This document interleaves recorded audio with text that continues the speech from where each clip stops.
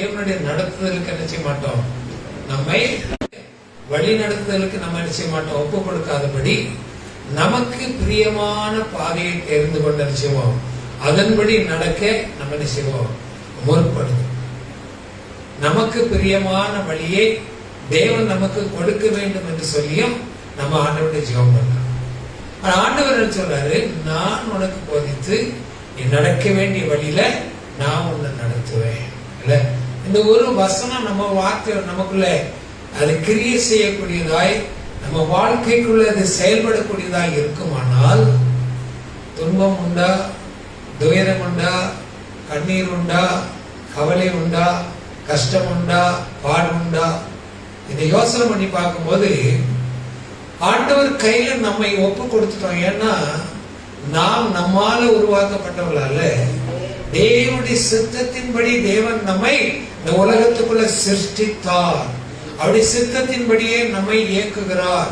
அவருடைய சித்தத்தின்படி நம்மை நடத்தும்படி அவர் விருப்பமுள்ள தேவனாய் இருக்கிறார். அப்படின்னா ஏன் ஆண்டவரே என்னுடைய பாதை இப்படி இருக்குது, ஏன் ஆண்டவரே என் வழி இப்படி இருக்குது, ஏன் எனக்கு இப்படி துன்பம், ஏன் கஷ்டம், இதெல்லாம் நம்ம நினைக்கும் போது நாம் தேர்ந்தெடுக்கிற வழி, நாம் பயணிக்க விரும்புகிற பாதை இது எப்படி இருக்கும், கற்களும் பொருட்களும் கடினமும் இருக்கு. ஏன் அப்படின்னா ஆண்டவர் சொல்றாரு, பணம் எல்லா தீமைக்கு என்னவா இருக்குது, வேறா இருக்குது. பண ஆசை இல்லாதவங்க யாராவது இருந்தா கையை வைத்துங்க பார்க்கலாம். எங்களுக்கு பணமே வேண்டாம், பண ஆசையே இல்லை எங்களுக்கு. யாராவது இருக்கிறோமா, நம்மள இருக்கிறோமா?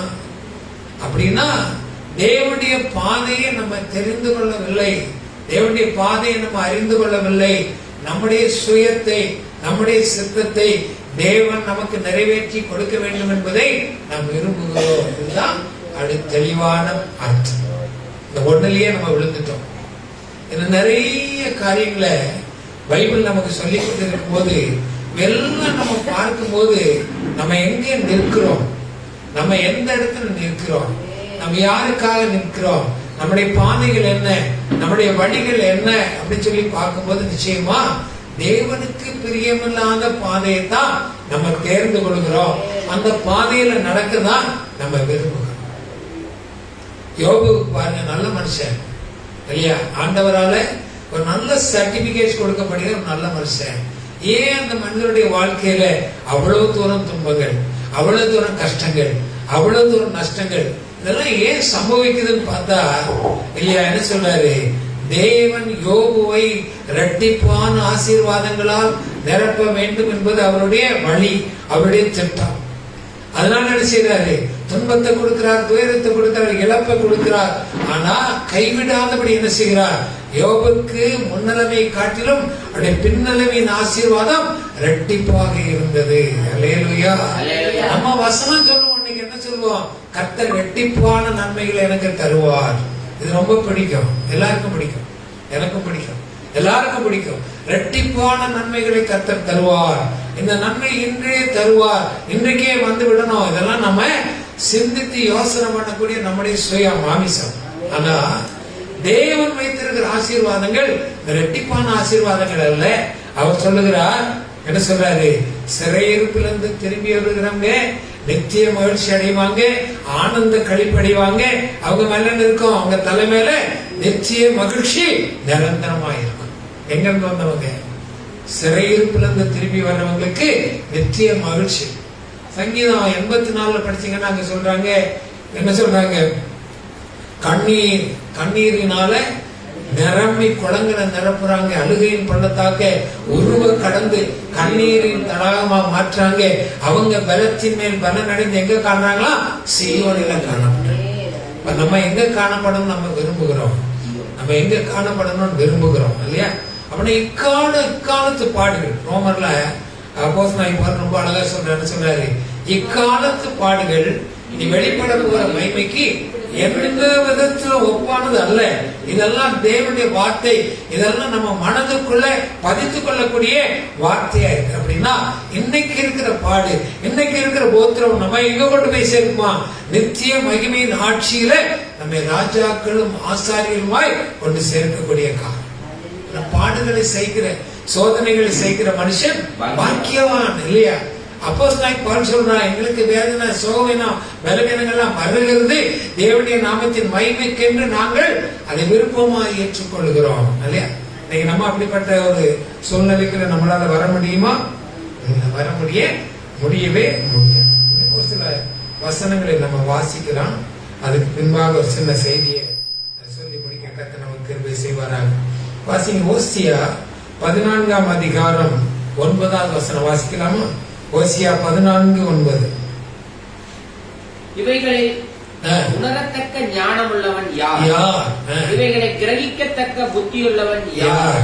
கர்த்தருடைய வழிகள் செம்மையானவைகள். கர்த்தருடைய வழிகள் செம்மையானவைகள். அவர் போதித்து நம்மை வழி நடத்துகிற வழிகள் எப்படி இருக்குமா? செம்மையான வழிகளா இருக்குமா? முதலாவது நம்ம அவர் எங்க நடத்துறாரா? செம்மையான வழிகளில நம்ம நடத்துகிறார் இல்லையா? ராமன் சொல்ல மாட்டேன், ஏன்னா அது நமக்கு பிடிக்காத வழியாச்சு. செம்மையான பாதைன்னா பிடிக்காத வழி. சினிமா பார்க்க கூடாது, சாராயம் குடிக்க கூடாது, இல்ல திருடக்கூடாது, பொய் சொல்லக்கூடாது. இதெல்லாம் பாத்தீங்கன்னா இதெல்லாம் நம்ம கிட்ட, நம்ம கூட இருக்கிற அக்கா தங்கச்சி அண்ணன் தம்பி மாதிரி நம்ம கூட ஒட்டிக்கிட்டு இருக்கிற இந்த வேலையில இவளை விட்டு செம்மையான பாதையில நம்ம நடக்கணும்னா எப்படி நடக்க முடியும்? அதை நம்ம தியானிக்கணும், சிந்திக்கணும். அவனுடைய வழி எப்படி இருந்தா? முதலாவது செம்மையான பாதையில அவர் நம்மை நடத்துகிறார். நாகும் 1ஆம் அதிகாரம் 3வது வசனம் வாசித்து பாருங்க. நாகும் 1:3. சீக்கிரம். கர்த்தர் நீடிய சாந்தமும் மிகுந்த வல்லமையும் உள்ளவர், அவர்களை ஆக்கினை இல்லாமல் தப்புவிக்க மாட்டார். கர்த்தருடைய வழி சுழல் காற்று. கர்த்தருடைய வழி எங்க இருக்குதா? சுழல் காற்றிலும் பெருங்காற்றிலும் இருக்கிறது. கர்த்தருடைய வழி எங்க இருக்குதா? சுழல் காற்று. அப்படின்னு எப்படி இருக்கும்? காற்று பார்த்திருக்கீங்களா? சுழண்டு அடிக்கும். அதுக்குள்ள போய் மாட்டிக்கிட்டா நம்ம எங்க போவோம்? சில நேரம் தூக்கிட்டு மேல போயிடும், சில நேரம் ஆவி மேல போயிடும், பிரேதம் கீழே கிடக்கும். இதுதான் சுழல் காற்று. அதனுடைய வழி எப்படியா? சுழல் காற்று. எலியா இப்படி ஏறி பண்ணாரா? எலியா எப்படி ஏறி பண்ணாரு? அதனுடைய வழி எந்த வழி? ஆமென் சொல்லுங்களா? அதனுடைய வழி எங்க இருக்குதா? சுழல் காற்றுல. எலியாவை சுற்றி ஒரு சுழல் காற்று வந்தது. எலியா அந்த சுழல் காற்றுல ஏறி இங்க போயிட்டாரு, வேற பரலோகம் போயிட்டாரு. அது யாருடைய வழி? அது யாருடைய வழி? செம்மையான வழி, சுழல் காற்றின் வழி, கர்த்தருடைய வழி. அடுத்து வாசிங்க. எரேமியா 5ஆம் அதிகாரம் 4வது வசனம். எரேமியா 5:4. அப்பொழுது நான் இவர்கள் நீசராமே இவர்கள் மதியற்றவர்கள், கர்த்தருடைய வழியையும் தங்கள் தேவனுடைய நியாயத்தையும் அறியாதவர்கள். யார் அவங்க? நீசர்கள். நீசர்னா ஆண்டவருடைய பாதையே தெரிஞ்சும் அதுல பின்பற்றி போக முடியாதவங்களுக்கு தான் நீசர்கள் அப்படின்னு பேரு. அவங்க ஆண்டவர் என்ன சொல்றாரு? அவங்களே நீசர்கள் தேவனுடைய பாதையே அறிய மாட்டாங்க. கொஞ்சம் நம்ம ஆராய்ந்து பார்க்கணும், நம்ம தேவனுடைய பிள்ளைகளா நீசர்களா இல்ல? ஏன்னா தேவனுடைய பாதை நமக்கு அறியாத ஒரு வழியா இருந்தால், நான் இன்னும் தேவனோடு இடைபடல, நான் இன்னும் நான் இன்னும் மனம் திரும்பல, நான் இன்னும் ரட்சிப்பு அடையல, ஏன்னா தேவனுடைய பாதைகள் வழிகள் எனக்கு காணப்படவில்லை. அல்லேலூயா. இதை அறிந்து கொள்ளணும், தெரிஞ்சு கொள்ளணும். இந்த வழி என்ன அப்படிங்கறது தெரிந்து கொண்டோமானால் கர்த்தர் என்னை நடத்துகிறார். கர்த்தர் நித்தமும் உன்னை நடத்தி மகா வறட்சியான காலம். ஏன் அப்படி நித்தமும் தேவன் நடத்துறாருன்னா வறட்சியே வரக்கூடாது இல்ல? வானத்திலிருந்து மண்ணா பொழிஞ்சிட்டே இருக்கணுமே, வானத்தில் பொண்ணு வெள்ளி உளுந்துட்டே இருக்கணுமே, உன் கூடாரம் ஆனந்த கழிப்பா இருக்கணுமே. ஆனா ஆண்டவர் சொல்றார், கர்த்தர் நித்தமும் உன்னை நடத்தி மகா வறட்சியான இல்ல? ஒரு வறட்சி வந்தது. யாருக்கு வந்தது? யாருக்கு வந்து? ஈசாக்குங்கிற ஒரு பக்தனுக்கு ஒரு வறட்சி வந்தது. தேசமே வறண்டு போயிருக்கு. அந்த நேரத்தில் ஆண்டவர் ஈசாக்கை கூப்பிட்டு சொன்னார், நீ விதை, பஞ்சகாலம் தான், தண்ணி இல்லதான், மழை இல்லதான், ஆனா நீ விதைச்சிட்டே. ரொம்ப யோசனை பண்ணுது. ஆண்டவரே, தண்ணியும் காணும், வயல்வெளியும் காணும், ஒன்னையும் காணும், விதைச்சிட்டே இருக்கிறேன்னு சொல்லுவீங்களே. சரி, நான் விதைக்கிறேன். இந்த விதை செய்கிற தேவன் யாரு? நீங்க தான். பஞ்ச காலத்துல இந்த விதையை ஊனிட்டே இருக்கிற ஆண்டவரை, நீங்க அந்த விதைக்கு பதில் கொடுக்கிறவங்க நீங்க செய்வீங்க என்கிற நம்பிக்கையோடு நம்ம என்ன செய்றோம்? நம்முடைய விதைகளை நம்ம ஊனுகிறோம். அவன் ஈசாக்கை ஆசீர்வதித்த தேவன் நம்மையும் ஆசீர்வதிப்பார். 2 நாளாகமம் 17:6 வாசிங்க. 2 நாளாகமம் 17:6. கர்த்தருடைய வழிகளில் அவன் இருதயம் உற்சாகம் கொண்டது. உற்சாகம் கொண்டுதான் கர்த்தருடைய வழிகளில் அவனுடைய இருதயம் என்ன செய்தான்? உற்சாகம் கொண்டுதான். யோபு வழி நடத்தின வழியில நம்ம நடந்தா உற்சாகம் கொள்ளுவோமா? என்ன ஆண்டவரை இப்படி பண்ணிட்டீங்க? நம்பிக்கையின் வாசல் ஐயே, அங்க போனாலே துன்பம் துயரம், வேண்டாம் நான் போறேன். எங்கேயாவது நல்ல சுகமா அது போய் பாக்குறீங்களா? கூட்டம் கூட்டமா இருக்கிற இடத்துல அந்த பிரசங்கங்களை கொஞ்சம் கேட்டு பாருங்க. நான் எந்த ஊழியக்காரன் குறை சொல்ல, அந்த பிரசங்கங்களை கொஞ்சம் யூடியூப்ல போட்டு பாருங்க. எந்த சர்ச்சில் கூட்டம் இருக்குதோ அந்த பிரசங்கத்தை கொஞ்சம் கேட்டு பாருங்க. ஒரு கடினமான ஒரு வார்த்தை கூட அந்த உபயோகப்படுத்தவே மாட்டாங்க. அவங்க சொல்லுவாங்க, வழியை ஆண்டவர் ஆசீர்வதிக்கிறார், உன்னை ஆசீர்வதிக்கிற தேவன், உனக்கு முன்பாக போகிற தேவன், கோணலானவை எல்லாம் செவையாக்கிடுவாரு. நீ வந்திருக்க கடனோட வந்திருக்கல, நீ கடன் பாரத்தோட வந்திருக்கல, நீ வீட்டுக்கு போறதுக்குள்ள கடன் எல்லாம் கர்த்தர் அடிச்சிருவாரு. அப்ப ரொம்ப சந்தோஷமா இருக்குமா இல்லையா? இருக்குமா இல்லையா? போகுமா மாட்டோமா? அங்கதான் ஓடி போவோம். இங்க போ, நீ ஏன் கடன் பட்டாய்? உன்னை யார் கடன் வாங்க சொன்னா? கடன் ஆண்டவர் சொல்லிட்டாரு, கடன் வாங்காதிருப்பாயாக சொன்னாரே, நீ ஏன் கடன் வாங்கின? அப்ப துன்பத்தை அனுபவி இப்படின்னு ஒரு பிரசங்கம் கொடுத்தா, சீச்சி இந்த பாஸ்டர் என்ன இப்படி பேசுறாரு, கடன் வாங்க கூடாதுங்கிறாரு, யார் கடன் வாங்காம இருக்க முடியும்? இப்படியா போதனை பண்றது? வேண்டாம், அந்த சர்ச்சே வேண்டாம், இந்த பாஸ்டரே வேண்டாம், ஓடிப்போ. இதான் நிறைய இன்னைக்கு நடக்குது. ஆனா சாரியா போற மக்கள் எங்க போய் சேருவாங்க? பெரும் பாதை, பெரும் வழியில ஓடுவாங்க. இல்ல குறுகிய பாதை இல்ல, கடினமான உபதேசம், கடினமான வார்த்தைகள், கடினமான வசனங்களை தேவன் நமக்கு கொடுக்கும் போது நம்மை சீர்படுத்தி திடப்படுத்தி செம்மையான பாதையில் அவர் நடத்துகிறார். அல்லேலூயா. அதை அறிஞ்சுக்கணும். நீங்க சந்தோஷமா இருந்தா ஜெபம் பண்ணுவீங்களா? உங்க வீடு நிறைய பொண்ணு வெள்ளி நிறைஞ்சிருக்கு, உங்க லாக்கர்ல வைக்கிற கடை இன்னொரு லாக்கர் வாங்குறீங்க, இப்படி எல்லாம் இருந்து ஆண்டவர் தேடுவீங்களா? தேட மாட்டீங்க. அதே நேரம் உங்க வீட்டுல ஒரு கஷ்டம் வரட்டும், ஒரு துயரம் வரட்டும், ஒரு வியாதி வரட்டும், என்ன செய்வீங்க? ஆண்டவரே இயேசுவே ஏன் தேட வைக்கிறாரு? அந்த வழியை கற்றுக் கொடுக்கும்படி, தேவனை தேடும்படி, அந்த வழியை கற்றுக் கொடுக்கும்படி கர்த்தர் என்ன செய்றார்? நமக்கு அந்த போதனைகளை அவர் கொடுக்கிற தேவனாயிருக்கிறார். அப்படி கொடுக்கும்போது என்ன செய்யணும்? மனதார நம்ம என்ன செய்யணும்? ஏற்றுக்கொள்ளணும். மனதார நம்ம ஏற்றுக்கொள்ளும் போது கர்த்தர் நம்மை மனதார அவர் ஆசீர்வதிப்பார். அல்லேலூயா. ஆதியாகமம் 18:19 வாசிங்க. ஆதியாகமம் 18:19.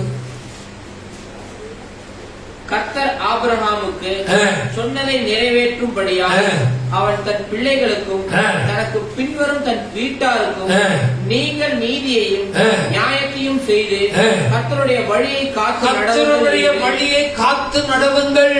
ஆபிரகாம் சொல்றான், என்னோட பிள்ளை பேர பிள்ளைகளுக்கு எல்லாம், எப்ப நான் நடந்துட்டேன், நான் எப்படி நடந்தேன்?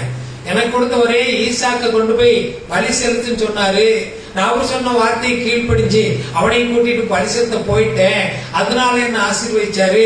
அதனால உனக்குன்னு வரும் கஷ்டம் வரும்போது, துக்கம் வரும்போது, கவலை வரும்போது, கண்ணீர் வரும்போது கர்த்தரை விடாதபடி, தேவனை விடாதபடி நீ பிடிச்சு கொண்டு அவருடைய வழியில நடக்கும்படியாக கர்த்தர் உனக்கு ஆலோசனை சொல்லுகிறார்.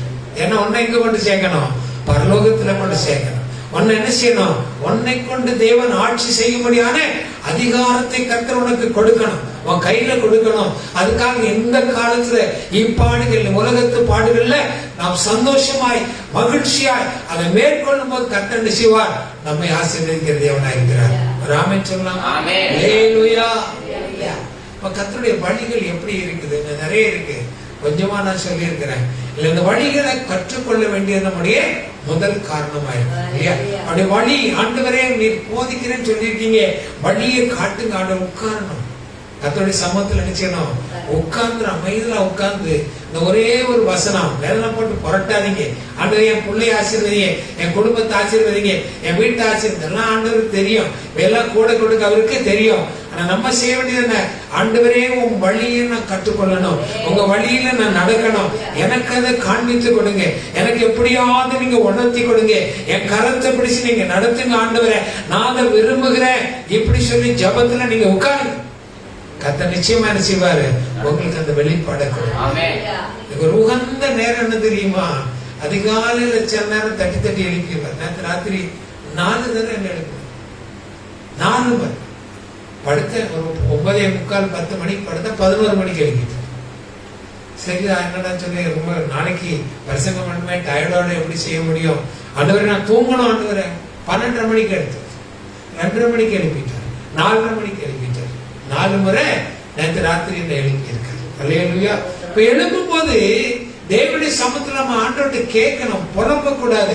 ஆண்டவரை நீங்க என்ன இப்ப எழுப்புனீங்க ஆண்டவரே, நான் என்ன செய்யணும் சொல்லுங்க, எனக்கான வார்த்தையை, எனக்கான வசனத்தை, எனக்கான வழியை இப்ப காட்டுங்க ஆண்டவரே, நான் என்ன நடக்க வைங்கப்பா, என்னால முடியும்.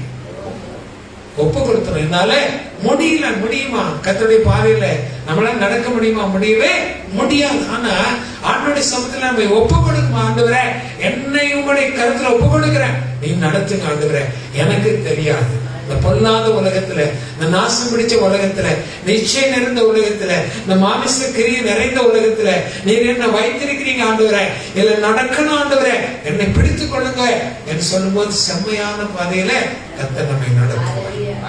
சில போதனைகள் நமக்கு தேவைப்படுது இல்லையா? வாசிங்களே, கொலோசியர் 3ஆம் அதிகாரம் 16வது வசனம் வாசிங்க.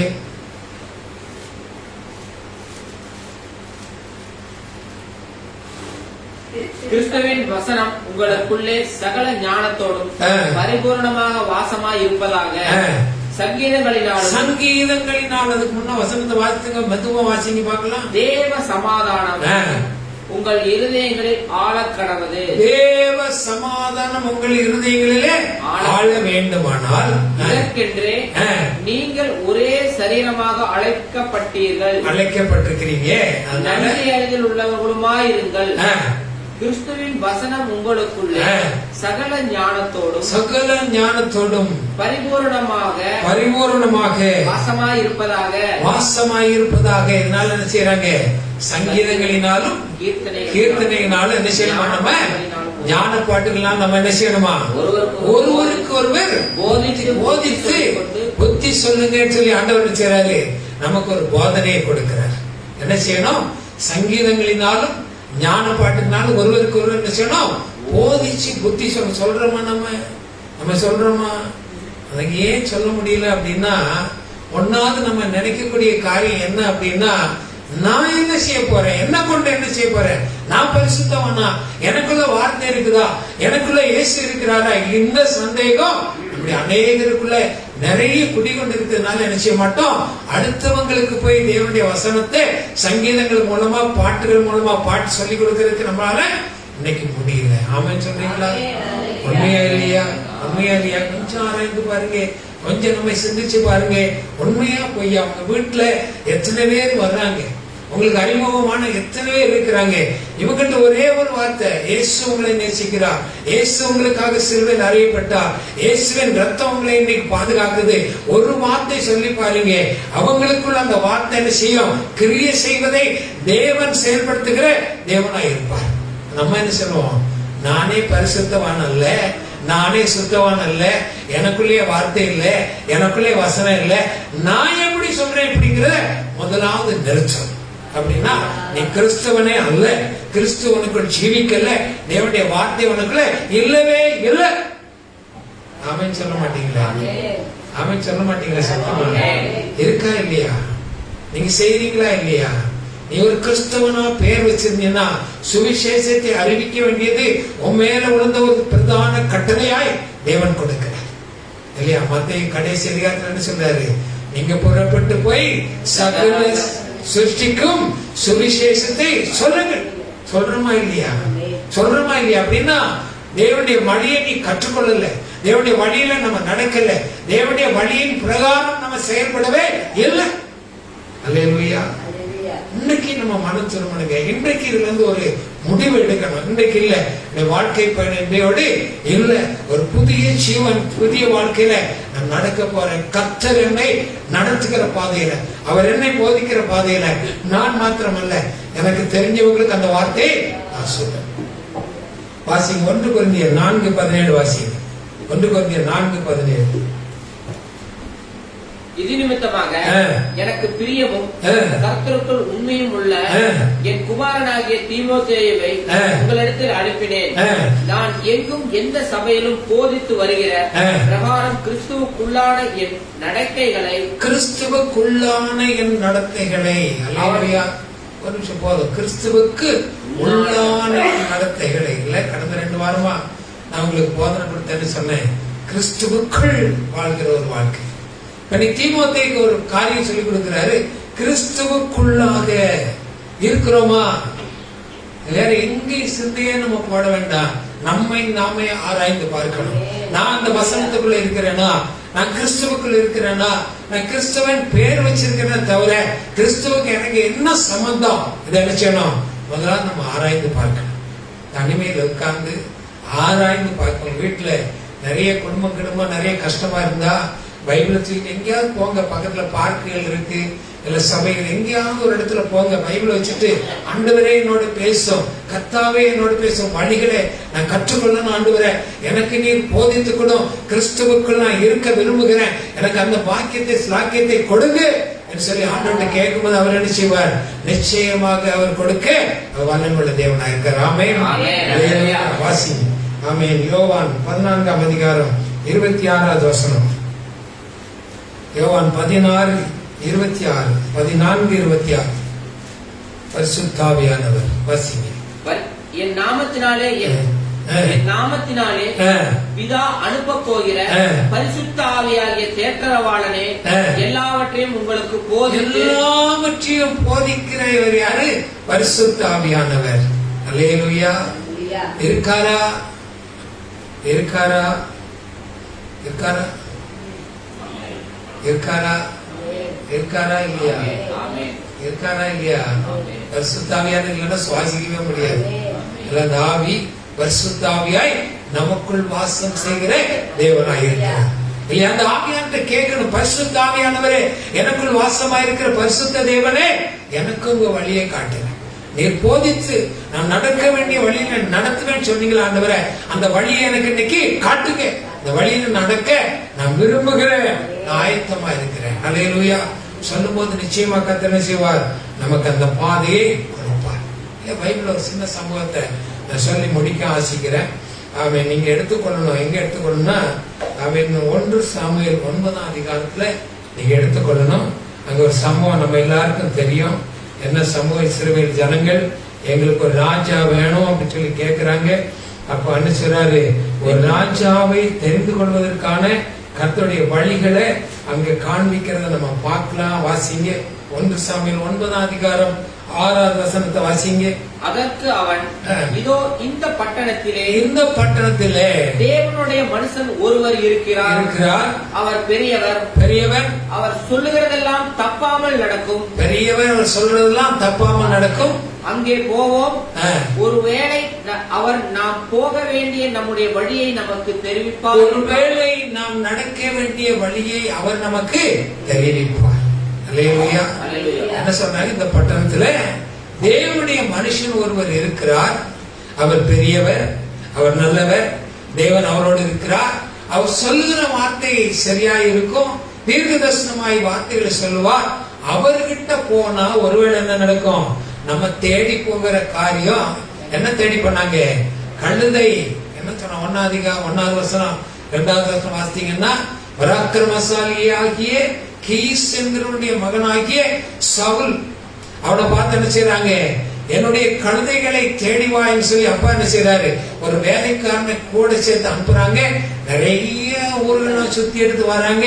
அவங்க கொண்டு போன பணம், சாப்பாடு, பணம் எல்லாம் ஓரளவுக்கு தீர ஸ்டேஜ்ல இப்ப என்ன செய்யறாங்க? அந்த வேலைக்காரன் சொல்றான், ஐயா சவுல் சொல்றான், நம்ம திரும்பிடுவோம்.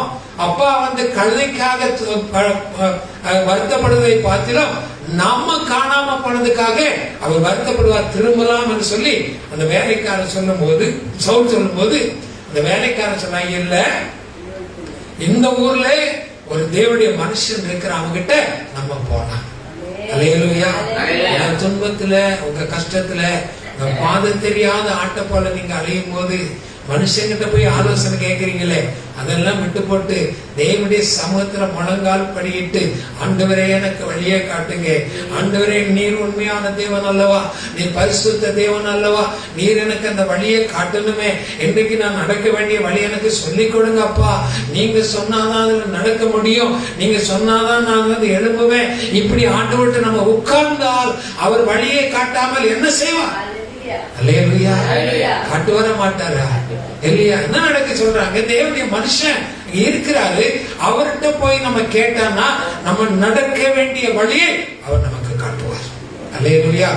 தேவன்கிட்ட கேட்கணும், இயேசுபாட்ட கேட்கணும், பரிசுத்த ஆவியின் துணையோடு ஆண்டவரே எனக்கு உதவி செய்யுங்க, இன்றைக்கு நான் நடக்க வேண்டிய பாதை, இன்றைக்கு நான் செயல்பட வேண்டிய காரியங்களை எனக்கு காண்பித்து கொடுங்க ஆண்டவரே என்று நம்ம அவர்கிட்ட கேட்கும் போது நிச்சயமா அவர் நமக்கு வழி காட்டுவார்.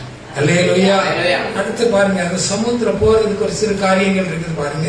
அதுல 9 8வது வசனம் வாசிங்க. அந்த வேலைக்காரன் இன்னும் சவுலை பார்த்து, இதோ என் கையில் இன்னும் கால் சேக்கல் வெள்ளி இருக்கிறது, தேவனுடைய மனுஷன் நமக்கு தம்முடைய வழியை அறிவிக்கும்படிக்கு அதை அவருக்கு கொடுப்போம். அல்லேலூயா. என்ன செய்யணும்? ஆண்டவருக்கு கொடுக்கணும் இல்லையா? ஆண்டவருக்கு மனப்பூர்வமாய் கொடுக்கணும் இல்ல? அப்ப கொடுக்கும் போதுதான் நிறைய பேர் நினைப்பாங்க, பாஸ்டருக்கு கொடுக்க என்ன பிரயோஜனம், பாஸ்டருக்கு தான் நிறைய இருக்குது அப்படின்னு இல்லையா? நம்ம சபையை நீங்க கண் கூட பார்க்கலாம். நேற்றைக்கு கூட பாருங்க, நாங்க வெள்ளிக்கிழமை இங்க ஜெபம் பண்ணி ஒரு 3/4 கூட்டம் முடியும் போது குஜராத்ல இருந்து வர்றாங்க. குஜராத்ல சூரத் என்கிற பகுதியில மிஷனரி ஊழியம் செய்யற அருமையான தேவ பிள்ளைகள் 10-20 பேர் அவங்க வந்து இறங்கி இங்க வந்து நமக்காக பாடல்களை பாடி இல்லையா, ரொம்ப சந்தோஷம் வந்தனால நம்ம அவங்களை வெறுங்கையை அனுப்ப முடியுமா இல்லையா? நம்ம அவங்களுக்கு உண்டானத நம்ம கொடுத்து அனுப்புறோம், சந்தோஷமா அவங்க போகிறாங்க. இது யாருக்கு கொடுத்து? அவங்களுக்கு கொடுக்கிறோமா? யாருக்கு கொடுக்கிறோம்? தேவனுக்கு கொடுக்கணும். மனப்பூர்வமா நினைச்சீங்கன்னா கொடுக்க, மனப்பூர்வமா கொடுக்கணும். ஐயோ கொடுக்கிறோம், ஐயோ ஐயோ இப்படின்னா உன் வீடு ஐயோ ஐயோ ஆயிப்போம், எங்கேயாவது ஒரு விதத்துல போயிடும். ஆண்டவருக்கு கொடுக்கறத மனப்பூர்வமா நம்ம செலுத்தும் போது கர்த்தர் செய்வார், மனப்பூர்வமாய் நம்மை ஆசீர்வதிப்பார், மனப்பூர்வமாய் தேவனுடைய வழிகளை நமக்கு கொடுப்பார். இந்த இடத்துல ஒரு சின்ன காரியத்தை நான் உங்களுக்கு சொல்ல விரும்புகிறேன். இந்த வேலைக்காரங்கிறவங்க ரொம்ப முக்கியம் இல்ல? இந்த வேலைக்காரங்கிறவங்க ரொம்ப ரொம்ப முக்கியம் இல்ல? பாருங்க, நிறைய இடத்துல நீங்க பார்க்கலாம் இல்ல? என்ன பார்க்கிறோம்? ஆபிரகாம் கூட்டிட்டு போறான், ஈசாக்க பலியிடும் போது வேலைக்காரங்களோடு கொண்டு போறான். ஆனா தேவனை சந்திக்க போகும்போது என்ன செய்யறாங்க? வேலைக்காரங்களை நிறுத்தி விட்டு மகனும் தகப்பனுமாய் அந்த மலையில ஏறி தேவனை சந்திக்கிறான் இல்லையா? எலிசாவை பாருங்க, அந்த எசபேலுக்கு பயந்துட்டு ஓடுதான், அந்த வண்ணாந்தரத்துல போய் அந்த சூரிய செடியின் அடியில படுக்கிறான். அதுக்கு முன்னாடி செய்யறான், தன்னுடைய வேலைக்காரனை நிறுத்தி விட்டு அவன் போறதை பார்க்கிறான். நாகமானுடைய காரியத்துல பாக்குற என்ன செய்யறான்? அவன் போலாம், இல்ல இவன் என்ன எலிசா நம்ம இப்படி சொல்லிட்டானே போலாம் அப்படின்னு சொல்லுமா, அந்த வேலைக்காரன் சொல்றான், இல்லையா அவங்களுக்கு என்ன சொன்னா, இந்த யோர்தான் நதியில 7 முறை முங்கி எழுப்பதானே சொன்னான். செய்ய வேண்டியது அவசியம் அல்லவா? இதை செய்ய வேண்டியது அவசியம் அல்லவா? யோசபாத் போய் கேட்கிறான், ஐயா தண்ணீர் இல்ல, நாங்க என்ன செய்யட்டும்? தண்ணீர் மழையை காண மாட்டேன், ஆனா நீ வெட்டின வாக்கில தண்ணீர் விழும் வரும். அல்லேலூயா. வேலைக்காரங்க ரொம்ப முக்கியம் இல்லையா? வாழ்க்கையில நமக்கு ஒரு வேலைக்காரனாய் தேவன் யாரை வைத்திருக்கிறாங்க? சொல்லுங்க பார்க்கலாம். யாரை வச்சிருக்கிறாங்க? யாரை வச்சிருக்கிறாங்க? என்னைக்கு ரசிக்கப்படுகிறியோ அன்னைக்கு தேவன் உனக்காக ஒரு தேவதூதனை ஊழியக்காரனா வேலைக்காரனா அனுப்புற. எத்தனை நம்புறீங்க? ஆமென். அல்லேலூயா. ஒரு ஊழியக்காரன, ஒரு தூதனை உனக்கு கிடைச்சிற வேலைக்காரனை கொடுக்கிறார். அல்லேலூயா. நீ பயன்படுத்தணும். உனக்கு அறிந்தா, அந்த ஞானம் உனக்கு இருந்தா, தெய்வீக வெளிப்படுத்தல் உனக்கு இருக்குமானா அந்த வேலைக்காரன் நினைச்சுவா பயன்படுத்துவார். அல்லேலூயா. அநேகருக்கு தெரியாது, தெரியாம ஜனங்கள் அணிகிறாங்க. பேதைகள் நெடுக்க போய் தண்டிக்கப்படுது. ஏன் தெரிய மாட்டேங்குது? தேவன் நமக்கு கொடுக்கிற எத்தனை ஆசீர்வாதங்கள், எத்தனை மகிமை, எத்தனை நன்மைகள், இவற்றை நாம் காண்பதில்லை. நினைச்ச மாட்டேங்கிறோம். சரியான பாதையில நடக்க முடியல. தேவன் காட்டுற சரியான பாதையில நம்மால நடக்க முடியல. அல்லேலூயா. நடக்க முடியல டேடிங்கோ, சொல்லிக் கொடுங்க டேடிங்கோ. அவர் சொல்லிக் கொடுக்கிறார், கற்றுக் கொடுக்கிறார். நீ தெரிய மாட்டேங்கிற, நீ அந்த வழியில நடக்கிற உனக்கு பிரியமல்ல. சொந்த பாதையை நீ தேர்ந்தெடுக்கிறதுனால நீ அந்த வழியில போற நீ என்ன செய்யற முயற்சி எடு. ஆண்டவர் சொல்றாரு, என்ன செய்யறாரு, அந்த வேலைக்கார அருமையான ஒரு யோசனை சொல்றாரு. செய்யறான். அவன் சவுல் கேட்கிற, ஐயா அந்த தேவ மனிதரை சந்திக்க போறோமே, வெறும் கையாய் போகலாமா, வெறும் கையா சந்திக்கலாமா, முடியுமா சொல்லும் போது சொன்ன, இல்ல என்கிட்ட கொஞ்சம் வெள்ளி இருக்குது, அந்த வெள்ளியை அவருக்கு கொடுப்போம். அல்லேலூயா. அந்த வெள்ளியை அவருக்கு கொடுப்போம். இன்னைக்கு ஆண்டவர் கேட்கிற, உன் பொண்ணு வெள்ளி எனக்கு தேவையில்லை, உன்னுடைய இருதயத்தை எனக்கு தா. அல்லேலூயா. அந்த இருதயத்துக்குள் முழுமையாக வாசம் பண்ணி உன்னை நடத்த வேண்டும் என்று நான் விரும்புகிறேன். அந்த இருதயத்தை எனக்கு கொடுத்து விடு. அல்லேலூயா. பாருங்க, முதலாவது என்ன செய்யறாங்க, தேவ மனிதனை தேடி போறாங்க. இரண்டாவது தேவ மனிதன் சமூகத்துல போறதுக்கு அவருக்கு நம்ம என்ன கொடுப்போம், அது செய்வோம் அப்படின்னு சொல்லி பாக்குறோம். பாருங்க, 10வது வசனம் வாசிங்க. 9:10. இப்போ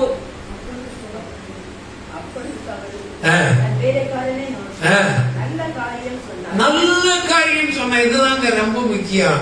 அண்டர்லைன் போட்டு வைங்க. என்ன சொல்ற, நல்ல காரியம் சொன்ன, நல்ல காரியம் தான் சொல்லி கொடுப்பான். இந்த தேவதூதனை கூப்பிட்டு சொல்லணும், தேவதூதனே, தேவ அப்பாட்ட கேட்டுட்டேன், நீ எனக்காக வேலை செய்யணும், நல்ல காரியத்தை எனக்கு சொல்லு. அல்லேலூயா. நன்மையான காரியங்களை அவர் சொல்லி கொடுப்பார். போவோம். என்ன சொல்றான், 10வது வசனம் முடிச்சிருங்க. நல்ல காரியம் சொன்னாய், போவோம் வா என்றார். போவோம் வா. அடுத்து என்ன சொல்றான், போவோம் வா, வா தேவனுடைய சமூகத்துல போவோம் வா. நீங்க எத்தனை பேருக்கு ஆசை இருக்கு, எத்தனை பேருக்கு நீங்க ஆசை இருக்கு? ஆண்டவர் தான் உங்களை ஆசீர்வதிக்க முடியும். தேவன் மாத்திரமே உங்களுக்கு ஆசீர்வாதத்தை தர முடியும். ஆண்டவருடைய சமூகத்தை விட்டு எங்க போனாலும் கர்த்தருடைய ஆசீர்வாதத்தை பெற்றுக் கொள்வது கடினமான காரியமா இருக்கும். ஆனால் அமர்ந்திருந்து நானே தேவன் என்பதை அறிந்து கொள்வீர்கள், ஆனால் தேவன் நமக்கு கொடுக்கிற ஆசீர்வாதங்கள், தேவன் நமக்கு கொடுக்கிற வழிகளை நாம் புரிந்து கொள்வோம். போவோம். தாவீது சொல்றான், ஆண்டவருடைய ஆலயத்துக்கு போவோம் என்று சொல்லும் போது மகிழ்ச்சியா இருந்தேன். சந்தோஷமா வரணும். ஆலயத்துக்கு வரும்போது எப்படி வரணும், ஆண்டவருடைய சமூகத்துக்கு போகிறேன், என் துக்கம் துயரம் அங்க வைக்கிறேன், என் பாரத்தை அங்க இருக்கிறேன், இன்னைக்கு ஆண்டவர் என்னோட பேசுவா, இன்னைக்கு எனக்கு வார்த்தையை கொடுப்பா, அப்படி சமூகத்தை போனாதான் எனக்கு அந்த ஆசீர்வாதம். இப்படி போய் நின்னீங்கன்னா கர்த்தர் உங்களை ஆசீர்வதிக்காம விடுவாருங்களா? விடுவாருங்களா? வெறுமையாக உங்களை விடுவாரா? விடவே மாட்டார். பாத்திரத்தை நிரம்பி வெளியே செய்கிற தேவனாய் வருகிறார். 12வது வசனம் வாசிங்க சீக்கிரம். அதற்கு அவர்கள், இருக்கிறார், இதோ உங்களுக்கு எதிரே இருக்கிறார், தீவிரமாய் போங்கள். என்ன சொல்றாங்க, இன்றைக்கு ஜனங்கள் மேடையில பலியிடுகிற பணியினால் இன்னைக்கு வருவாங்க, நீங்க தீவிரமா போங்க. ஞாயிற்றுக்கிழமை ஆராதனைக்கு போறதுக்கு எவ்வளவு தீவிரப்படுறீங்க, எவ்வளவு தீவிரப்படுறீங்க? அல்லேலூயா. பிள்ளைகளுக்கு கற்றுக் கொடுக்கணுங்க. தேவன் தான் ஆசீர்வதிக்க முடியும், வேற எங்கேயும் ஆசீர்வாதம் கிடைக்காது. நீ உலகத்துல 1000 ஓட்டம் ஓடலாம், அங்க இங்க ஓடலாம், எங்க ஓடினாலும் தேவன் மாத்திரமே நம்ம என்ன செய்ய முடியும், ஆசீர்வதிக்க. ஏன்னா நீ தேவனை நம்பி இருக்கிறபடினா. இல்லன்னா நம்பாத ஓடி போய், ஓடி போய் நம்ப கூடாது. நீ நம்பினா கர்த்தர் கொடுக்கிற பாதை, கர்த்தர் கொடுக்கிற வழி, கர்த்தர் நிச்சயமா நம்ம நடத்துவார். கர்த்தர் நம்மை ஆசீர்வதிப்பதற்கு பிரியம் கொண்டிருக்கிற தேவனாய் இருக்கிறார். அல்லேலூயா. அறிந்து கொள்வோமா நிச்சயம் தீவிரித்து போ. எங்க போனாங்க, தேவனுடைய பிறப்பின் நற்செய்தியை மெய்ப்பர்களுக்கு அறிவிச்ச உடனே அவங்க சும்மா இருக்குல்ல, ஆஹா நாங்க வெளிச்சத்தை கண்டோம் இருக்குல்ல, அவங்க என்ன செய்தாங்க, தீவிரமாய் போய் அந்த பிள்ளையை பாலகனை தொழுது கொள்வோம், அந்த பாலகனுக்கு காணிக்கை கொடுப்போம் சொல்லி என்ன செய்றாங்க, ஓடி போனாங்கன்னு சொல்லி நம்ம பார்க்கிறோம். தீவிரமாய் போனார்கள் இல்லையா? தேவனை தேடும் போது காரியங்களை நடத்துகிறார், வழியில செவ்வையாய் நடத்துகிறார். நடக்கும் பாருங்க, வாசிங்க 15-16 வசனங்களை வாசிங்க. சவுல் வர ஒரு நாளுக்கு முன்னே கர்த்தர் சாமுவேலின் காது கேட்க. நல்ல கேளுங்க. சவுல் தேவனை தேடி வருவதற்கு ஒரு நாள் முன்னே சாமுவேல் காது கேட்க ஆண்டவர் சொல்றாரு, நடக்க போகிற காரியங்களை தேவ மனுஷனுக்கு அவர் வெளிப்படுத்துகிறார். நீங்க சனிக்கிழமை கொஞ்ச நேரம் உட்கார்ந்து, இல்ல வெள்ளிக்கிழமை கொஞ்ச நேரம் உட்கார்ந்து தானிக்க, சண்டே சர்ச்சைக்கு போகணுமே, சண்டே நல்ல பாடணுமே, வார்த்தையை கேட்கணுமே, நீங்க உட்கார்ந்து தீவிரமா இருந்தீங்கன்னா அங்க என்ன செய்யும்? எங்க ஊழியக்காரனா எனக்குள்ள கர்த்தர் செய்வார், இந்த மகனுக்கான வார்த்தை, இந்த மகளுக்கான வார்த்தையை என் வாயில அவர் போடுவார். வசனம் சொல்லுது, ஆசாரியனுடைய வாயில தேவனுடைய வசனத்தை தேடுவாங்க. நீங்க தேடுனுங்க, சும்மா கம்பக்கு வேலை வைக்க கூடாது. உனக்கு வசனம் இருக்கா, வார்த்தை இருக்குதா, நீ வந்த காரியம் உனக்கு செயல்படுகிறதா, இதை நீ நினைச்சு பார்க்கணும். நினைச்சு பார்த்தாதான் தேவன் உன்னோடு இடைபடுகிறார், தேவனுடைய வழியை உனக்கு கற்றுக் கொடுக்கிறார், தேவனுடைய வழியில உன்னை நடத்துகிறார் என்பதை என்ன செய்ய முடியும்? தெளிவாய் நம்ம அறிந்து கொள்ள முடியும். அது இல்லைன்னா ஏதோ வந்தா ஏதோ பண்ணனா அப்படி செய்யாதீங்க. அது நல்லதுக்கு இல்ல. அது உங்களுக்கும் ஆசீர்வாதமா இருக்காது, உங்க குடும்பத்துக்கும் ஆசீர்வாதமா இருக்காது, உங்க சார்ந்தவர்களுக்கும் ஆசீர்வாதமா இருக்காது, நீங்களும் ஆசீர்வாதமா இருக்க முடியாது. ஆண்டவருக்கு பயப்படணும். முதலாவது தேவனுடைய ராஜ்யத்தையும் நீதி தேடுங்கள், அப்படி இவையெல்லாம் கூட கொடுக்கப்படும். ஆண்டவர் சொன்னாரு, கர்த்தருடைய வார்த்தைங்க இல்லையா. ஒரு சின்ன காரியம் உங்களுக்கு சொல்ற ஞாபகமா, நேரத்துக்கு அருமையான சகோதரர் வின்சென்ட் செல்வகுமார் சொல்லி கொடுத்த ஒரு காரியம் பாருங்க. இயேசு படகுல ஏறி சொன்னார்லாம், நம்ம அக்கறைக்கு போயிடுவோம் வாங்க. சீசர்லாம் கூப்பிட்டு அனுப்பிச்சாரு, நம்ம அக்கறைக்கு போவோம் வாங்க அப்படின்னு சொல்லி படகுல ஏறி அவர் பின்னால தான் நல்லா தூங்கிட்டார், டயர்டு நல்லா தூங்கிட்டார். கடல் நடுக்கடல்ல போகும்போது படகு நல்லா ஆடுது, பயங்கரமான காற்று கொந்தளிக்குது, படகு கமிழ்ந்து விடும் போது ஆடுது.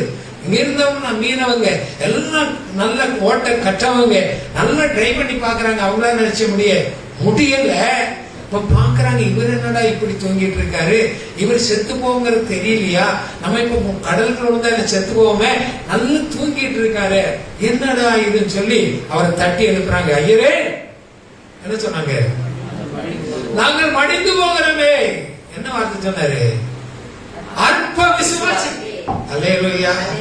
அற்ப விசுவாசிகளே. ஏன் சொன்னாரு இந்த வார்த்தையை? ரொம்ப அருமையான வியாக்கியானம் கொடுத்தாரு. ஏன் இந்த வார்த்தையை சொன்னாரு? இயேசு சொன்னாருங்க, நம்ம அக்கறைக்கு போவோம் வாங்கன்னு வார்த்தை சொல்லிட்டாரு. என்ன சொல்லிட்டாரு? நம்ம அக்கறைக்கு போவோம், நம்ம போய் சேருவோம், வாங்க போகலாம்னு சொல்லி யார் சொன்னா? இயேசு சொன்னாரு. அவரு கூட இருக்காரு. கடல் கொந்தளிச்சா என்ன, மழை அடிச்சா என்ன, இடி இடிச்சா என்ன, என்ன அடிச்சா என்ன, அக்கறைக்கு போவோம் என்று சொன்னவர் நம்மளை அக்கறைப்படுத்தவே தீர்வு. அல்லேலூயா. அல்லேலூயா. இதுதாங்க வாக்கு தத்தம். இந்த ஒரு வாக்கு தத்தத்தை தேவன் உங்களுக்கு கொடுத்தாருன்னா அதை நிறைவேற்றுவார், கண்டிப்பா நிறைவேற்றுவார். நான் அக்கறைக்கு போன கடல்களை விட்டாரா, அலைக்குள்ள விட்டாரா? எனக்கு என்ன சொல்ற? கடலையும் காற்று சொன்னாரு, அமைதலாயிருச்சு. இன்றைக்கு நம்முடைய வாழ்க்கையில கொந்தளிக்கிற அலையை பார்த்து ஆண்டவர் சொல்றார், அமைதலாய் சொல்கிற தேவனை தான் நாம் ஆண்டவராய் கொண்டிருக்கிறோம், நாம் ரட்சகராய் கொண்டிருக்கிறோம், நம்ம அவரை வணங்குறவர்களாய் இருக்கிறோம். அல்லேலூயா. இந்த உண்மையெல்லாம் நம்ம அறிந்து கொண்டோமானால் தேவன் கொடுக்கிற ஒரு வார்த்தைன்னு சொன்னா நான் போதித்து நீங்க நடக்க வேண்டிய வழியில நான் உங்களை அடுத்த வசனம் வாசிங்க, 26 வாசிங்க, 9:26 சீக்கிரம். அவர்கள் அதிகாலமே கிழக்கு வெளுக்கிற நேரத்தில் எழுந்திருந்த போது சாமுவேல் சவுலை மேல் வீட்டின் மேல் அழைத்து, நான் உன்னை அனுப்பிவிடும்படிக்கு ஆயத்தப்படு என்றான். நான் உன்னை அனுப்பும்படிக்கு நீ ஆயத்தப்படு. அல்லேலூயா. இப்ப அனுப்புறாரு. இவ்வளவு நேரம் நினைச்சீங்க, வசனத்தெல்லாம் தியானிச்சிட்டீங்க, வசனத்தெல்லாம் உட்கொண்டுட்டீங்க, எரேமியா தியானிச்ச போல வசனம் கிடைச்சோன்னு உட்கொண்டுட்டோம், எல்லாம் ரைட்டு. இப்ப நினைச்சாரு, புறப்படு, நான் உன்னை அனுப்புகிறேன். அது ஒரு வழி. இன்னைக்கு ஒண்ணு கூட கூப்பிடுறாரு, வா வான்னு, அது ஒரு வழி. இப்ப என்ன சொல்றாரு? நீ புறப்பட்டு போ சொல்லி நினைச்சாரு. நீ புறப்படுகிற வேலை வந்துருச்சு, நான் உன்னை சந்திக்க போகிறேன், நீ வா, புறப்படுறதுக்கு நீ ஆயத்தமா. அல்லேலூயா. இந்த உலக வாழ்க்கையிலிருந்து பரலோக வாழ்க்கையா இருக்கலாம், இல்லைன்னா உனக்கு கொடுக்கக்கூடிய ஒரு ஊழிய வாழ்க்கையா இருக்கலாம், இல்ல உனக்கு கொடுக்கக்கூடிய ஆசீர்வாத வாழ்க்கையா இருக்கலாம். நீ தேவனை தேடி வந்ததுன்னா அந்த ஆசீர்வாதத்தின் உச்சிதங்களை ஆண்டவர் கொடுக்கும்படி சொன்னார். நீ புறப்படுவதற்கு ஆயத்தப்படு, நீ சுதந்திரித்துக் கொள்வதற்கு ஆயத்தப்படு. கர்த்தர் உனக்கு அதை கொடுக்க ஆயத்தம் ஆகிவிட்டார், நீ இதை பெற்றுக் கொள்வதற்கு ஆயத்தப்படு. அடுத்து என்ன சொல்றாரு? 27வது வசனம் சொல்லுங்க. அவர்கள் பட்டணத்தின் கடைசி மட்டும் இறங்கி வந்த போது சாமுவேல் சவுலை பார்த்து, வேலைக்காரனை நமக்கு முன்னே நடந்து போக சொல்லு. அப்படியே அவன் நடந்து போனான். சில காரியங்களை பாத்தீங்கன்னா ஆபிரகாம் ஆண்டவர் கூப்பிட்டு சொன்னார், நீ வாப்பா, நான் உன்னை ஆசீர்வதிக்கிறேன், ஜனத்தெல்லாம் விட்டு வந்துருனாரு. லோத்தையும் கூட கூட்டிட்டு வந்தான். என்ன நடந்தது? சோதோம் குமார பக்கத்துல வந்த உடனே லோத் சொன்னா, நான் உலகத்தை பார்த்து போகிறேன். இல்ல, என்னைக்கு லோத்தோடு ஆபிரகாம் ஒட்டிட்டு தான் நினைக்கிற ஆசீர்வாதம் இல்லை இல்லையா? இன்னைக்கு நம்மை விட்டு கலட்டி விட வேண்டிய காரியங்களை நம்ம கலட்டணும். அதை இன்னும் பக்கத்துல இடுக்கிட்டு நம்ம கூடக்கூடாது. நம்மோடு சேர்ந்து அது நடக்கிறதுக்கு நம்ம அனுமதிக்க கூடாது. நம்ம அனுமதிக்குமா இருந்தா தேவன் நம்மை ஆசீர்வதிக்கிற ஆசீர்வாதங்கள் நமக்கு தடைப்பட்டு கொண்டே இருக்கும். அல்லேலூயா. வாசிங்க 10:1 வாசிங்க. அப்பொழுது சாமுவேல் 10:1 அப்பொழுது சாமுவேல் தைல குப்பியை எடுத்து அவன் தலையின் மேல் வார்த்து அவனை முத்தம் செய்து. அல்லேலூயா. ரதோனா ஷம்பர தூரக்கபா. எத்தனை பேர் முத்தம் வாங்கி இருக்கீங்க ஆண்டவர்கிட்ட? ஆண்டவர்கிட்ட எத்தனை பேர் முத்தம் வாங்கி இருக்கிறீங்க? செத்து போய் முத்தம் வாங்கிட்டு போயிடணும். எத்தனை பேர் வாங்கி இருக்கீங்க? இல்ல, என்ன ஒரு பாக்கியம். யோசனை பண்ணி பாருங்களேன். கெட்டி இருக கட்டி ஒரு முத்தம் கொடுக்கறது போல இல்ல ஒரு அன்பின் பரிமாற்றம் என்ன இருக்க முடியும்? இல்ல ஒரு ஆதரவு என்னவா இருக்க முடியும்? துன்பப்படும் போது பாக்குறீங்களா? கஷ்டப்படும் போது அப்படி இருக கட்டி பிடிச்சு, நான் இருக்க பயப்படாத, நான் பாத்துக்கிறேன் பயப்படாத. ஒருவர் சொல்லுவாங்க, மனுஷன் விட்டு போயிடுவான். ஆனா சொல்லும் போது அந்த ஆறுதல் நமக்கு எவ்வளவு சந்தோஷமா இருக்கும், எவ்வளவு மகிழ்ச்சியா இருக்கும். இல்ல உதட்டோடு உதம் முத்தமிடுவதற்கு சமமாய் அது இருக்கும். அல்லேலூயா. நான் தேவனுடைய முத்தத்தை பெற்றுக்கொள்ள நம்ம அல்லேலூயா. அவனை முத்தம் கொடுத்து அவன் தலையில அபிஷேக தைலத்தை ஊற்றுகிறார். கர்த்தரால் தெரிந்து கொள்ளப்பட்ட தேவ பிள்ளை நம்மள சிலர் அரவணைத்து முத்தம் கொடுத்து நம்ம தலையில அவருடைய அபிஷேக தைலத்தை ஊற்றுகிறார். அல்லேலூயா. நான் தைலம் ஆரோனின் சிரத்திலிருந்து வழிகிற நல்ல தைலத்துக்கு ஒப்பா இருக்கு. வாசனை நிறைந்த தைலத்துக்கு ஒப்பா இருக்கு. அநேகருக்கு பயனுள்ள தைலத்துக்கு ஒப்பா இருக்கு. ஒப்பா இருக்கிறது போல இல்ல, நம்மளும் மனுஷருக்கு பூமிக்கு ஒப்பா இருக்கக்கூடிய ஒரு தைலம். அதான் ஆண்டவர் சிலர் நமக்கு கொடுக்கிறார். வசனம் 2 வாசிங்க. அடையாளங்களை கொடுக்கிறார். அவருடைய சமூகத்துல வரும்போது என்ன நடக்கு? 2, அவரால் நம்ம ஆசீர்வதிக்கப்படுகிறோம். 3வது, இந்த ஆசீர்வாதத்தின் அடையாளங்களை அவன் சொல்லி நான் முடிக்க ஆசிக்கிறேன். வாசிங்க 2வது வசனம். நீ இன்றைக்கு என்னை விட்டு போகிற போது பென்யமீன் எல்லையாகிய செல்சாகில் ராகேலின் கல்லறை அண்டையில் 2 மனுஷரை காண்பார். அல்லேலூயா. ஒரு அடையாளத்தை கொடுக்கிறார் பாருங்க. எங்க கொடுக்கிறார் அதான் ரொம்ப முக்கியம். எந்த பாயிண்ட்ல இந்த அடையாளத்தை கொடுக்கிறார்? இல்ல, ராகேல் கேள்விப்பட்டிருக்கீங்களா? ஒரு பேர் தெரியுதா? ராகேல் யாருங்க? ராகேல் யாரு? ராகேல் யாரு? யாக்கோபினால் நேசிக்கப்பட்டு யாக்கோபினால் திருமணம் பண்ணப்பட்ட ராகேல். யாக்கோபோட ஒரு நாள் சண்டை போடுற. என்ன சண்டை போடுற? லேயாளுக்கு குழந்தையை கொடுத்துருக்கேன், எனக்கு ஒரு குழந்தையை கொடு அப்படின்னு சொல்லி சண்டை போடுறாங்க ராகேல். ஆனா யாக்கோபால் நேசிக்கப்பட்டவன் ராகேலு யாக்கோபை நேசித்தவன். இது யாருக்கு அடையாளம்னா, தேவனை நேசிக்காதபடி உலகத்தை நேசித்தபடியினால் ராகேலுடைய வாழ்க்கை முழுமையாக நிறைவேறாமல் பாதியில் அவருடைய வாழ்க்கை முடிவடைந்தது. ஆமெனா இல்லையா? உண்மையா இல்லையா? ராகேல் அவ லேயாள் கடைசி வரைக்கும் உயிரோடு இருக்கா. நேசித்த உலகத்தின் நேசம் பாசம் பாதியில் போயிடுச்சு. ஆண்டவர் எங்க கொண்டு நிறுத்துறாரு? ராகேலின் கல்லறண்டையில கொண்டு நிறுத்தி சொல்றாரு, 2 பேர் உன்னை அங்க சந்திப்பான். சந்திக்கிறவன் என்ன சொல்லுவான்? நீங்க தேடி போன கழுதை கிடைத்து விட்டது. அல்லேலூயா. எங்கிருந்து ஒரு செத்து போன அடக்கம் பண்ணப்பட்ட மரணம் அடைந்த ஒண்ணுக்குமே பிரயோஜனம் இல்ல, செத்து போய் இனி பிரயோஜனமே இல்ல என்று சொல்கிற இடத்துல ஒரு வார்த்தை வருது. என்ன வார்த்தை வருது? நீங்கள் தேடி சென்ற கழுதை அகப்பட்டு விட்டது. அல்ல, தீர்க்கதரிசனம் எடுத்துக்கிடுங்க. கர்த்தர் உங்களோட இன்னைக்கு பேசுகிறார். நீங்க செய்கிற காரியம், நீங்க நினைக்கிற காரியத்துல கர்த்தர் சொல்றார், முடிந்தது என்று நினைக்கிற இந்த காரியத்துல, முடிஞ்சு போச்சு நினைக்கிற இந்த காரியத்துல கர்த்தர் ஒரு வெளிப்பாடு கொடுக்கிறார். நீங்க தேடி போன காரியம் உங்களுக்கு கிடைச்சு. அல்லேலூயா. ஆமென் சொல்லுங்க சத்தமா. அல்லேலூயா. ஆமென். அடுத்த வசனம் வாசிங்க. 3, 4 வாசிங்க. நீ அவ்விடத்தை விட்டு அப்புறம் கடந்து போய் தாபோரில் உள்ள சமபூமியில் பெத்தேலில் சேரும் போது தேவனை பணியும்படி பெத்தேலுக்கு போகிற 3 மனுஷர் அங்கே உன்னை கண்டு சந்திப்பார்கள். 3 மனுஷர்கள் உன்னை சந்திப்பார்கள். ஒருவன் 3 ஆட்டுக்குட்டிகளையும் 3 ஆட்டுக்குட்டிகள் ஒருத்தன் வச்சிருப்பான். இன்னொருவன் 3 அப்பங்களையும் 3 அப்பங்களை வச்சிருப்பான். வேறொருவன் திராட்சை ரசம் உள்ள ஒரு துருத்தியை வச்சிருப்பான். உன்னுடைய சுக செய்தியை விசாரித்து உனக்கு 2 அப்பங்களை உன் கையில கொடுப்பார்கள். அல்லேலூயா. அல்லேலூயா. இல்லையா, அந்த 3 பெரிய அர்த்தம் இருக்குது. இந்த 2க்கு நான் சொல்றேன், என்ன கொடுக்கிறாரு? உங்க கையில 2 பணத்தை கொடுத்து என்ன சொல்றாரு? நான் வரும் வரைக்கும் இவனை பாதுகாத்துக்கிறேன். மிகுதியாய் சிரமப்பட்டான், வரும்போது நான் தருகிறேன். உங்க கையில கொடுத்திருக்கிற வேதாகமத்தை ஆண்டவர் சொல்றாரு. புதிய ஏற்பாடு பழைய ஏற்பாடு 2 காரியத்தை செய்றாரு. உன் கையில கொடுக்கிறார். சத்திய வேதத்தை ஆண்டவர் நம்முடைய கையில போதிச்சு கொடுக்கிறார். இதை பெற்றுக்கொள்ளணும், இதை விட்டுறக்கூடாது. இதை நம்ம அப்படி இறுக பற்றி கொள்வோமானால் தேவன் நடத்துகிற பாதை விசேஷித்தபடியாக அது அமையும். அல்லேலூயா. அடுத்த வசனம் வாசிங்க. உன்னுடைய சுக செய்தியை விசாரித்து உனக்கு 2 அப்பங்களை கொடுப்பார்கள். அவைகளை நீ அவர்கள் வாங்க வேண்டும். நான் இப்பதான் சவுல், இப்பதான் எனக்கு சாமுவேல் ஐயா ஒரு ஆட்டுக்குடிய முன்ன தொடைய கொடுத்தாரு. நீதான் சாப்பிடணும், உனக்கு தான் சொல்லி கொடுத்தாரு. இப்பதான் சாப்பிட்டு வந்திருக்கேன், எனக்கு பசி இல்லை. நிறைய பேர் அப்படித்தானே சொல்லுவோம். வசனம் எனக்கு தெரியுங்க. என்னங்க அவர் என்ன பெருசா போச்சிருப்பாரு? எனக்கு தெரியாத வசனமா? என்ன விட்டா இதோட அழகா போதிப்பேன் இப்படின்னு சொல்லுவோம் இல்ல. ஆனா சொல்ல நினைச்சாரு, நீ பசி இருந்தாலும் பசி இல்லைன்னாலும் அவர் கொடுக்கிற 2 அப்பத்தை 2 நீ வாங்கி கொள். நீ புசிக்கணும், நீ வாங்கி கொள். அல்லேலூயா. நெருப்பு இருந்து இல்லையா, உனக்கு பசி இருக்கோ இல்லையா, என்ன செய்யணும்? நீ வாங்கி கொள். அடுத்த வசனம் வாசனம்.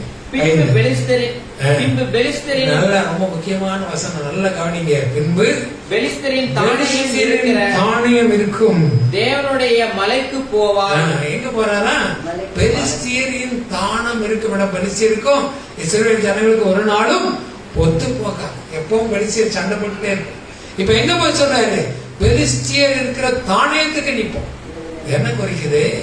நீங்க ஜெபம் பண்ணும்போது ஆண்டவர் சொல்றாரு, வசந்தை எண்ணம் இதெல்லாம் பெலிஸ்தியனின் ஆவி, பாபிலோனின் ஆவி, ஏரோதின் சிந்தை, இதெல்லாவற்றின் மத்தியில தான் என்ன செய்யணும்? ஒன்ன கொண்டு நிறுத்துவேன். நீ அங்க என்ன செய்வான்? அடுத்த வசனம் சொல்லுது, நீ என்ன செய்ய போகிறாய் என்று அடுத்த வசனம் உங்களுக்கு காட்டுது. 6வது வசனம் வாசிங்க. அப்பொழுது கர்த்தருடைய ஆவி உண்மையில் இறங்குவார். நீ அவர்களோட கூட தீர்க்க தரிசனம் சொல்லி, நீ அவரோட கூட நிச்சயமாயா தீர்க்க தரிசனம். கர்த்தருடைய வழி எங்க கொண்டு வந்தாரு? உன்னை அபிஷேகம் பண்ணி உனக்கு வேறொரு ஆவியை கொடுத்து உன்னை ராஜாக்களாகும் ஆசாரிகளாக உன்னை மாற்றி உன்னை நடக்க வேண்டிய பாதையில நடத்துகிற தேவன். அல்லேலூயா. அல்லேலூயா. நடக்க ஆயத்தமா இருக்கிறீங்களா? எத்தனை பேர் ஆயத்தமா இருக்கிறீங்க? ஒப்பு கொடுக்கிறீங்களா? ஆண்டவரே இன்னையில இருந்தாலும் என்ன மாற்றுங்க. நீ சொல்லுங்க ஆண்டவர்கிட்ட, Lord I want to be changed for, எனக்கு ஒரு புது ஆவியை கொடுங்க ஆண்டவரே. காலேபுக்கு கொடுத்த ஒரு புது ஆவியை கொடுங்க, ஒரு புது உற்சாகத்தை கொடுங்க ஆண்டவரே. நீர் என்னில் வாசமா இருக்கிறதை, நீர் என்னை நடத்துகிறதை நான் உணரும்படி செய்யுங்க ஆண்டவரே. இந்த பெலிஸ்தீனின் தானியத்துக்குள்ள என்னை அனுப்புறீங்க ஆண்டவரே. அங்க நின்று நான் செபிக்கணும், அங்க நின்று நான் வெற்றியை பெறணும், அங்க நின்று சுவிசேஷத்தை நான் சொல்லணும். எனக்கு உதவி செய்யுங்க ஆண்டவரே என்று சொல்லி ஜெபம் பண்ணி பாருங்க. கர்த்தர் சொல்லுவார், உன் மேல கண்ணை வைத்து நான் உனக்கு ஆலோசனை சொல்றேன். நீ நடக்க வேண்டிய வழியில நான் நடத்தினேன். இந்த 12 மாதங்கள் ஆண்டவர் நடத்தினார் அல்லவா? எப்படி சொல்லி நடத்தினாரு?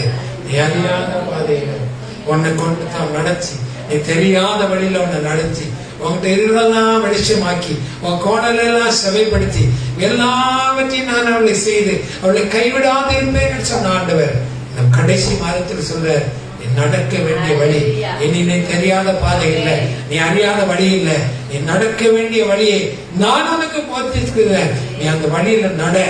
ஆமென். நான் உன்னை வழி நடத்துகிற தேவனாய் இருக்கிறேன். அல்லேலூயா. எல்லாம் அப்படி எளிமை நிற்போம்.